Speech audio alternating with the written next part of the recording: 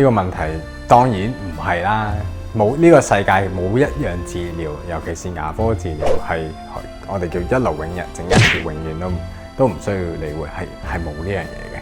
even 一部車你揸極都講緊10零年、10零20年都會報廢，咁你點會期望一樣嘢擺喺個口度，每日用、每日去照佢可以可能由你20歲用到80歲都唔難，係唔可能嘅。咁你問我植牙一般使用壽命有幾耐呢？咁我會答你，佢超過10年嘅成功率咧有95到97%，咁去到20年嘅成功率咧都有80%。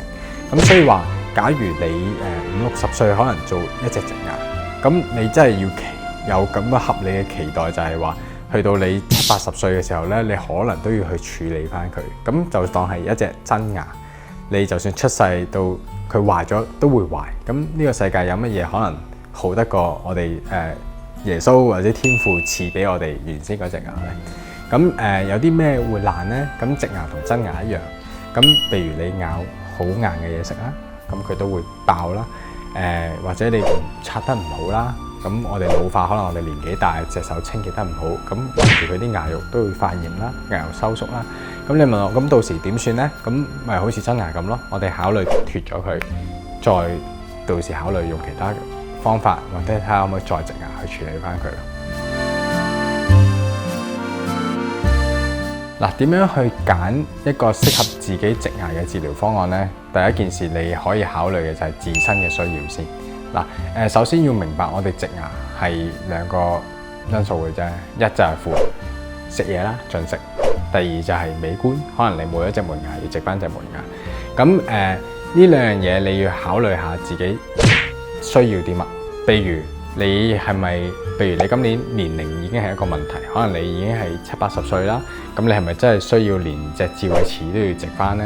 咁我哋都見過有啲嚟到檢查話俾我聽，之前間診所可能最後一隻大牙都要植翻去，但係個病人可能今年已經89歲。咁呢啲係未必需要。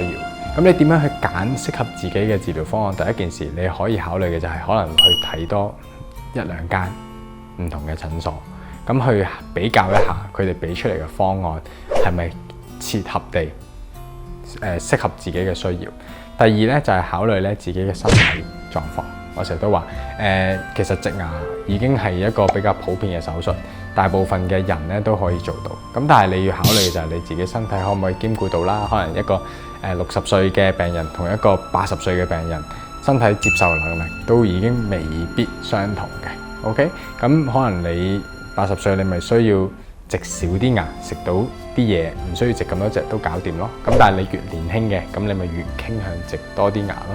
咁所以其實每一個人嘅植牙嘅方案都可以有唔同嘅變化。最好就係你揾唔同嘅醫生去幫你度身訂造，從而再揀適合自己。咁點樣去揀一個適合自己嘅牙科醫生？有幾樣嘢可以參考嘅。一可能係牙科醫生嘅年資啦。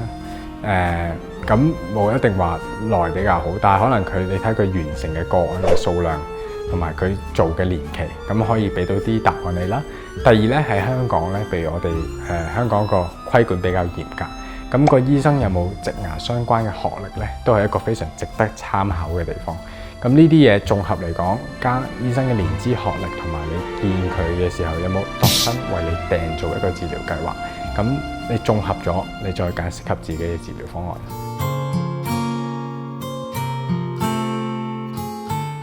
嗱，基本上咧，係咪每個人可以植牙？其實我哋應該話有咩情況下唔適合植牙 ？OK， 咁譬如個人身體有一啲不可控嘅疾病，例如一啲高血壓啦、高貴血壓180啦，又或者糖尿病本身控制得好差，你嘅血糖化指數咧係大過7，或者你成日個空腹血糖咧都超過7，冇辦法咁控制到落嚟嘅，都唔適合植牙。咁第二樣咧就係可能你有骨質疏鬆，女士比較多嘅。如果你長期打緊骨針啦，食緊口服嘅骨質疏鬆藥啦，咁呢類嘅病人都唔係好適合植牙。咁第三類咧就係睇翻個口腔狀況。如果佢本身自理能力唔係比較好，刷牙刷得唔乾淨，又或者佢成個口都係牙周病，或者食緊煙食得好差嘅，咁呢啲情況咧，我哋都唔建議佢唔適合植牙噶啦。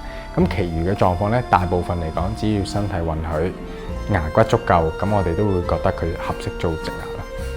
最後有病最好梗係睇醫生啦。